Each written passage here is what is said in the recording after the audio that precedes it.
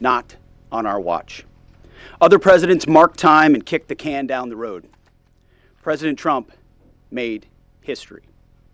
From the strike that took out Qasem Soleimani, to tearing up the disastrous Obama-Iran deal, to the precision campaign that obliterated Iran's nuclear sites in Operation Midnight Hammer, to the decisive military victory we just achieved in Operation Epic Fury.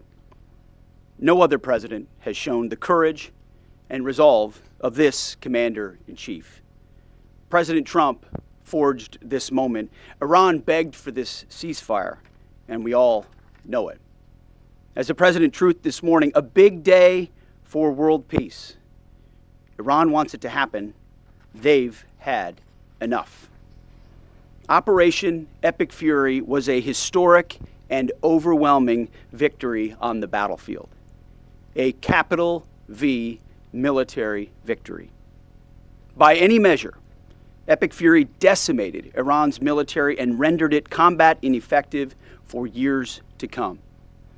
You see, in less than 40 days, one of our combatant commands, Central Command, CENTCOM, using less than 10% of America's total combat power, dismantled one of the world's largest militaries. The world's leading state sponsor of terrorism proved utterly incapable of defending itself, its people, or its territory.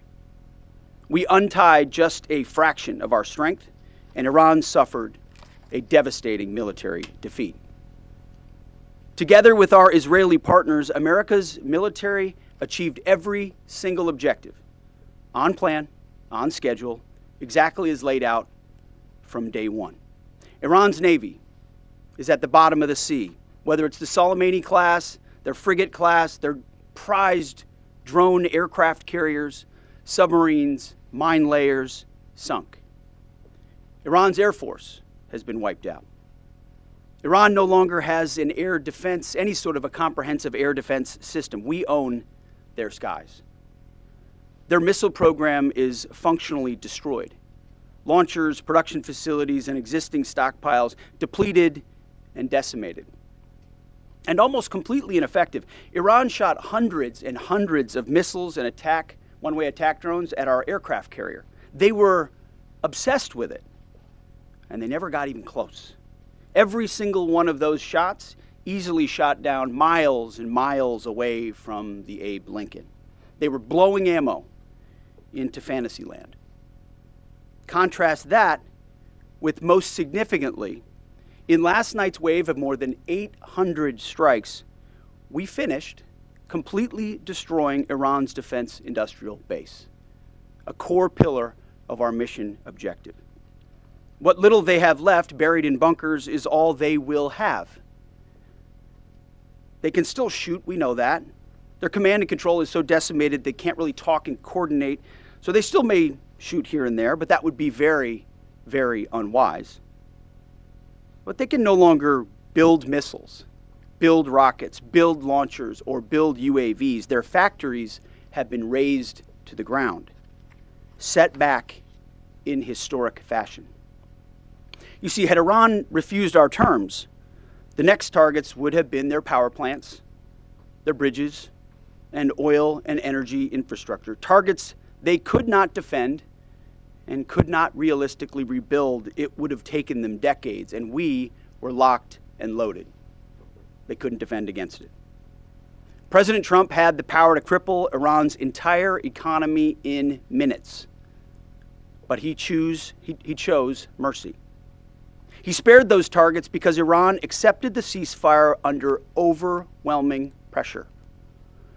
The new Iranian regime understood that a deal was far better than the fate that awaited them. This new regime just happened to look at what happened to their predecessors. Their top leadership was systematically eliminated. The previous Iranian supreme leader, dead. The Supreme National Security Council secretary, dead. The Supreme Leader Office Advisor, dead. The Supreme Leader Military Office Chief, dead. The Defense Minister, no longer with us. The IRGC Commander, dead. The Armed Forces General Staff Commander, dead. The intelligence minister, dead. The IRGC Navy commander, no longer here. The IRGC intel chief, dead. I skipped over a bunch, and I could go on and on and on, to include the new so-called new supreme leader wounded and disfigured. This new regime was out of options, so they cut a deal. They know this agreement means that they will never, ever possess a nuclear weapon. Under the terms, any nuclear material they should have will be removed. Any material, they should not have will be removed. Right now, their dust is deeply buried and watched 24/7 overhead. The president has been clear from the beginning, there will be no Iranian nuclear weapons. Period, full stop. Other presidents said it. President Trump did it. Operation Epic Fury. Less than 6 weeks, clear mission, decisive action, overwhelming firepower, America first, a historic battlefield victory. For decades, Iran killed Americans with roadside bombs in Iraq, using cowardly proxies to do their dirty work while they hid safely in Tehran. They struck our embassies with car bombs and attacked from the shadows, never daring to face us toe-to-toe. They thought they could bleed America with impunity. Well, they just learned the hard way what happens when you try to fight us directly. And even when they got lucky, one time in 40 days, and downed 2 of our pilots, they couldn't hold them. In a daring 14-hour rescue operation, 7 hours in daylight and 7 hours of night, both pilots were recovered safely. Not once, but twice. A daylight thunder run right up the middle of their country, boots on the ground. A midnight raid right up the middle of their country, boots on the ground. 0 American casualties. The Iranians humiliated and demoralized.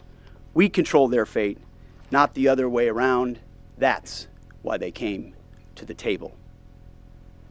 Iran's defeat is America's retribution for every American lost to Iranian terror, especially those brave troops killed by Iranian-made roadside bombs in Iraq that my generation knows so well, and for the suffering their regime has inflicted around the world.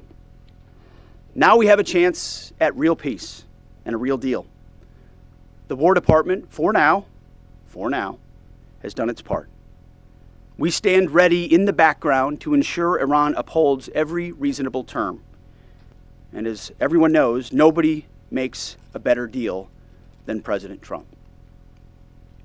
To the warriors of Epic Fury, I say well done. You're the backbone of our country. Your skill, your bravery, and sheer guts and grit showed the world what America is all about. I'm proud of you. We're proud of you.